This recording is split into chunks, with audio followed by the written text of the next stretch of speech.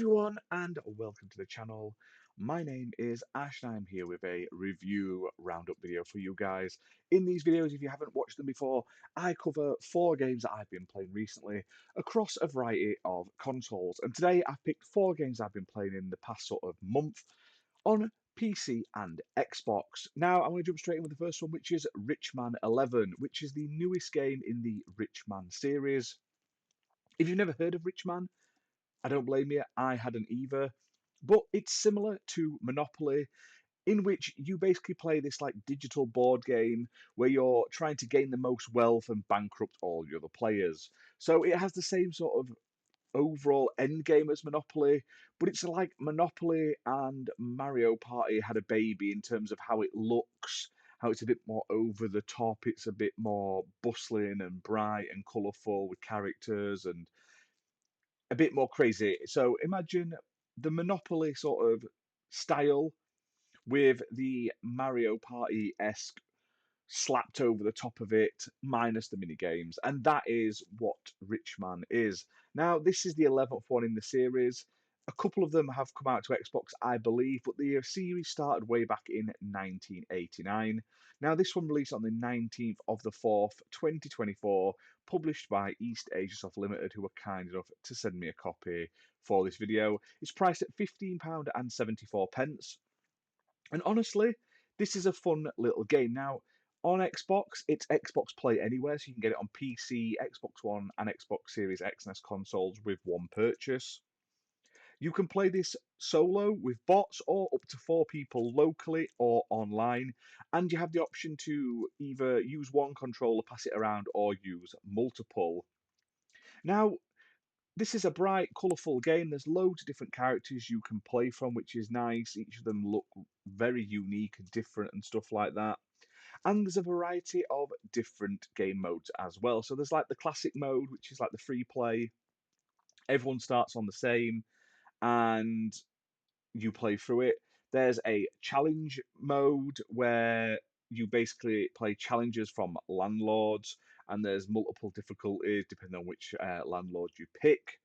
And that is rock hard. I found that really difficult to play, but it's there, and it's like I say, it gives a bit more replayability to the game.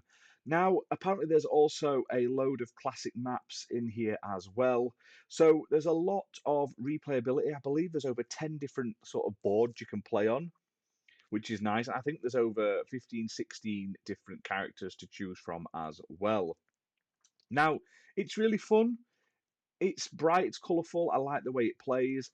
There's also like a brawl map as well, where you have like attacks and mines and bombs and missiles and stuff like that that damage each other when you land on them. So it gives a different way to play the game, which I thought was nice.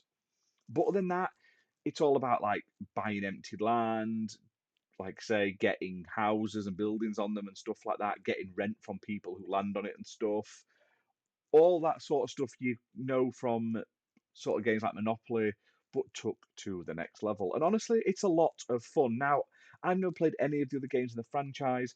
I have seen online a lot of people say this is like the best looking game in the series, but if you played Richmond 10, it's not a huge evolution over the previous game. But I had a good time with it. It's nice to find like a new type of digital board game to play with friends and family and stuff like that.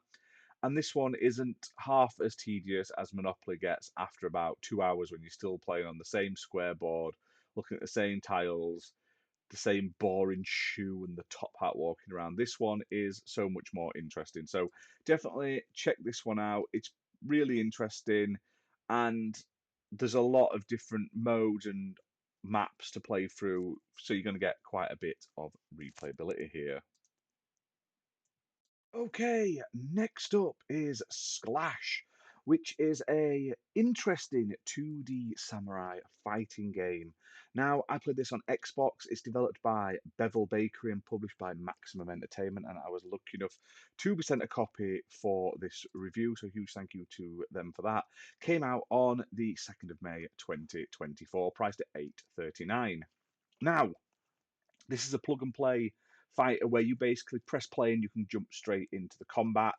picking your characters, and the game looks great. So it's all hand drawn with these like beautiful painted backgrounds and stuff like that. The combat is super straightforward. You literally have sort of three buttons to press. This is a very sort of simple game where it's all about parrying, dodging, and one hit killing. So literally one hit will defeat your enemy. There's no combos. There's no like flippity flopping. There's no button mashing.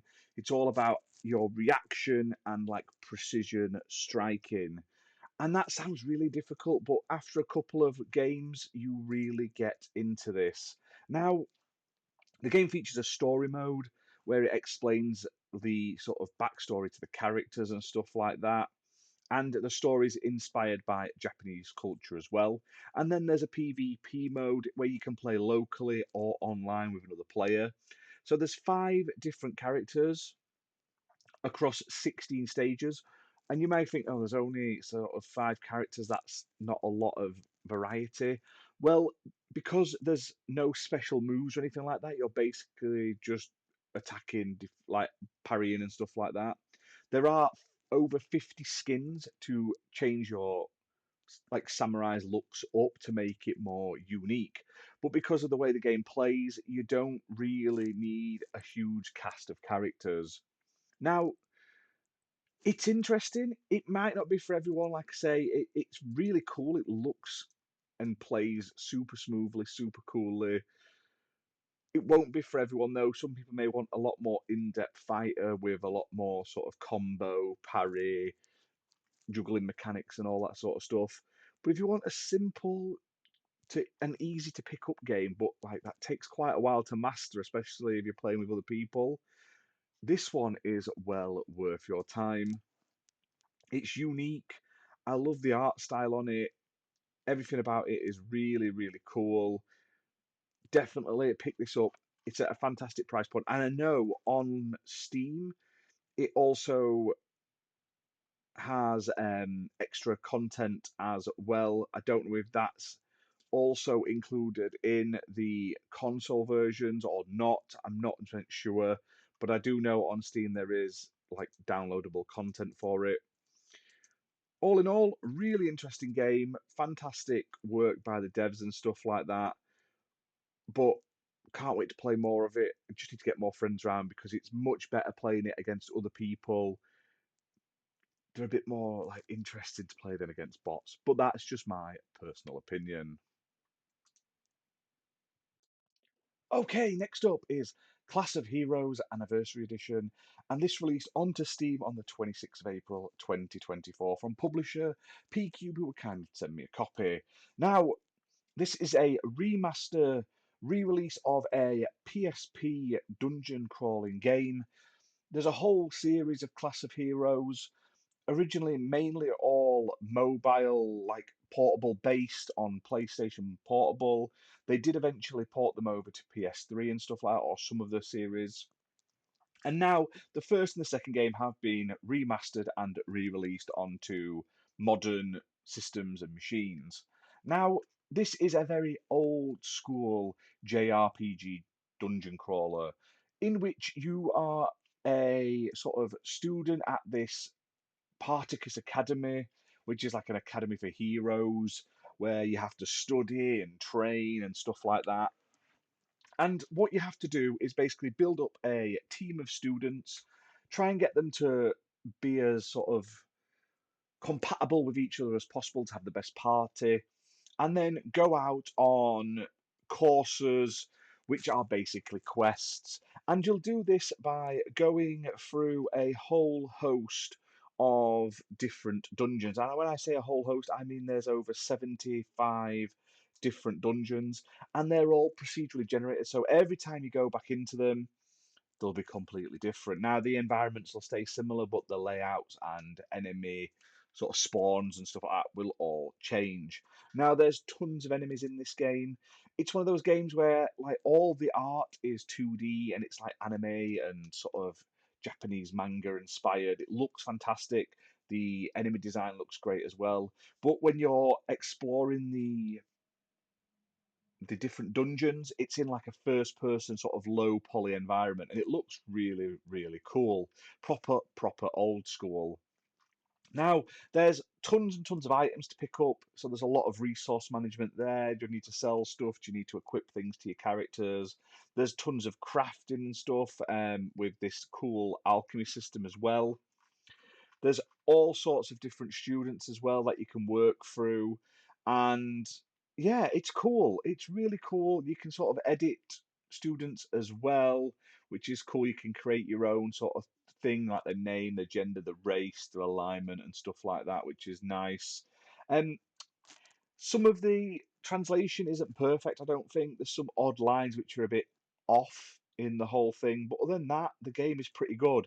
And I've also covered the sequel, Class of Heroes 2G Remaster Edition, which has also been released. Now, you can find that on the channel already in our review playlist, but I feel like this game is superior to that in some ways in just how it plays. And even though the sequel improves on it in some ways, it takes things out after the like the first game has things in that aren't in the second game, and while the second game is interesting, it's not as good as the first game. So this one is definitely the better of the two. But really interesting. I love exploring all the different maps and stuff like that, and being able to design your own party and stuff is really unique. Has full controller support and Steam achievements on PC and is $16.99 on its own, or you can buy it in a bundle with the second game for 27.18.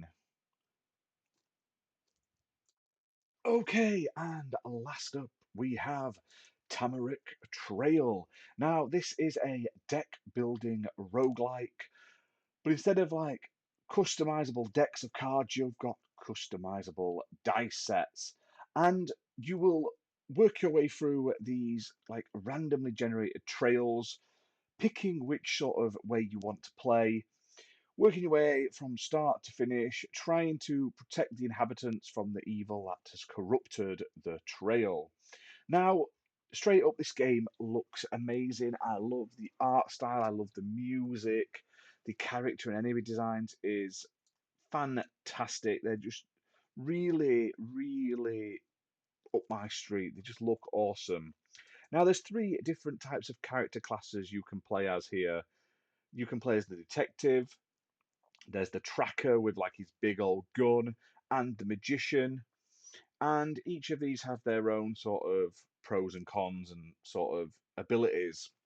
Now, you'll then set out on these randomly generated trails and you'll sort of pick your way from start to finish across a variety of encounters. You'll like have things where there's no enemies, there'll be like boss fights and stuff like that.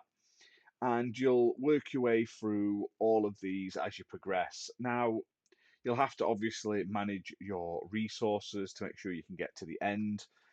But the game's core sort of feature that it sells itself on is its like dice rolling mechanic because it's physics based. So depending on how you roll them, depends on how they land basically, and you can sort of hit your dice to then make them roll over and stuff like that. So if you roll one, you can then roll another into it to knock it to maybe try and get a different result, which is cool. Doesn't always work as well as I think it should, but it's cool nonetheless. Now, what I will say is the tutorial, like introduction to this game, isn't great. I found myself being a bit confused till I got quite far into it, like my first run or two, before I could really figure out what I was meant to do. But if you like the sort of roguelike genre and stuff like that, you'll probably really enjoy this one. It's a nice little sort of deck building style game. Now, there's a lot of replayability here. Obviously, the loop will get boring eventually. However, like I say, you will be able to improve yourself, get permanent improvements as you progress to make your next runs easier and easier. Now, the game itself is available on basically all platforms. I played this on Xbox. It's priced at £12.49, playable on Xbox One and Xbox Series X and S, and it was developed by Yarrow Games and published by Versus Evil. But while it starts out a little bit rough around the edges in terms of like getting into the game, once you start getting into it, you get used to the dice mechanic and the combat. You get some of the better items and the better loot to sort of improve yourself. You're probably gonna get into it much more, but like the first couple of trails, you'll probably get absolutely wrecked, as with a lot of these roguelike games, and it's all about just coming back and getting better and better and better. Now, I would say the weakest thing in the game is its dice rolling mechanic. Like on a control, it doesn't feel super responsive sometimes, but I do like the idea of it. So yeah, just keep at it. It's not bad at all. I'd like to see more added to it in the future, maybe more classes and stuff like that. But all in all, a cool little concept. But anyway, guys, that's that for this review roundup video. Which of the four games has piqued your interest? Are there any that you're interested in? Have you played any of them? Let me know in the comments down below, and let me know if there are any games you want to see me cover in the future. But until next time, guys, thanks for watching.